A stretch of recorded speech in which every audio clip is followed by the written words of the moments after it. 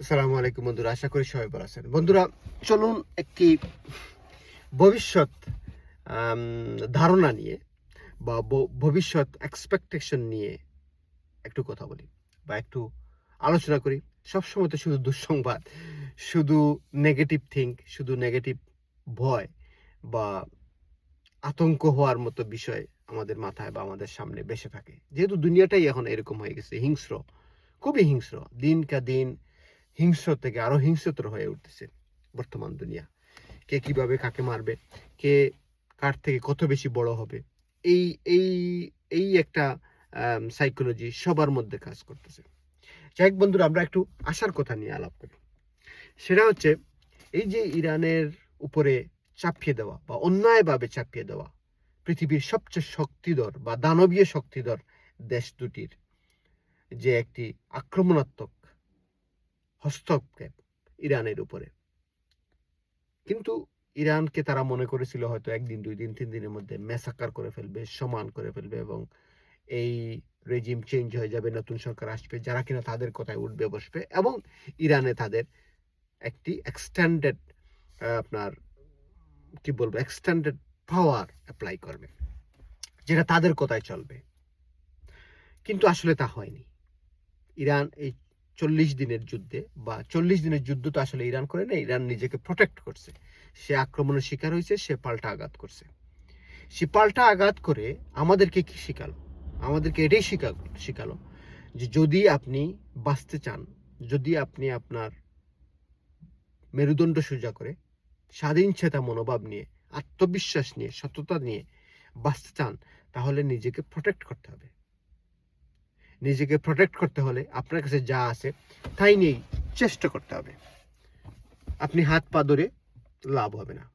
আমেরিকার সাথে এই যুদ্ধের আগে যে কয়টা বৈঠক হয়েছে ইরানের, তারা কিন্তু সবগুলি মানছে। তারপরেও সেই বৈঠক চলাকালীন অবস্থায় তাদের উপরে আক্রমণ করা হয়েছে। এখন যে এই পর্ব গেল, এখন তো সিজ ফায়ার চলতেছে 2 উইকের। এই সিজ ফায়ার যদি কন্টিনিউ হয়, যদি সাকসেস হয়, তাহলে পরে কি হইতে পারে?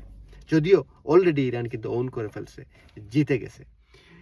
যেমন সে হরমুজ থেকে সে ট্যাক্স আদায় করবে, সে হরমুজের পরিপূর্ণ মালিকানা আদায় করবে বা পাবে। তার উপরে সে একটি চতুর্থ বা পঞ্চম শক্তিতে রূপান্তরিত হবে পুরা বিশ্বের সামনে। এতদিন ছিল তো ইরান অবহেলিত পুরা বিশ্বে। কিন্তু এই যুদ্ধ শেষে যেটা দাঁড়াবে সেটা হচ্ছে যে ইরান, রাশিয়া, চীন, পাকিস্তান এদের পর শক্তিশালী একটি অবস্থানে দাঁড়াবে হচ্ছে ইরান।